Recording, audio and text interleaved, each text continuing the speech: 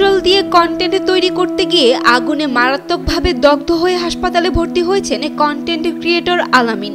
গত শুক্রবার সকালে উপজেলার দারিয়াপুর ইটখোলার মোড় এলাকায় একটি কৃত্রিম চৌবাচ্চায় মাচা বানিয়ে আগুন পোহাতে পোহাতে গোসলের দৃশ্য ধারণের চেষ্টা করছিলেন তিনি।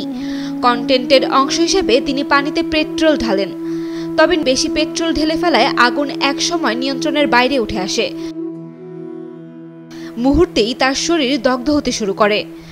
আগুনের তীব্রতা বুঝতে পেরে তিনি দ্রুত পানিতে ঝাঁপ দেন, তারপরও রক্ষা পাননি। শরীরের প্রায় 35 থেকে 40% দগ্ধ হয়। বসুন্ধরা ডায়াপেন্ট এখন আরো উন্নত। এই হট এয়ার থ্রো টপশিট দ্রুত শোষণ করে সোনামণিকে দেয় কোমল অনুভূতি। প্রথমে স্থানীয়রা তাকে উদ্ধার করে ময়মনসিংহ মেডিকেল কলেজ হাসপাতালে নিলে চিকিৎসকরা উন্নত চিকিৎসার জন্য দ্রুত ঢাকায় রেফার করেন। আলামিন উপজেলার রামগোপালপুর ইউনিয়নের দারিয়াপুর গ্রামের বাসিন্দা।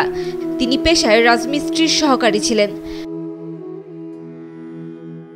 কাজের পাশাপাশি সামাজিক যোগাযোগ মাধ্যমে হাস্যরসাত্মক, বাস্তব ও অবাস্তব বিভিন্ন ধরনের কন্টেন্ট তৈরিতে যুক্ত হয়ে পড়েন। পেয়ে যান জনপ্রিয়তাও। তিনি 5 বছর ধরে কন্টেন্ট তৈরির কাজ করছেন। তার কাজে সহযোগিতা করেন এলাকার আরও 30 থেকে 35 যুবক। তাদেরই একজন বর্তমানে আলামিনের সঙ্গে হাসপাতালে রয়েছেন।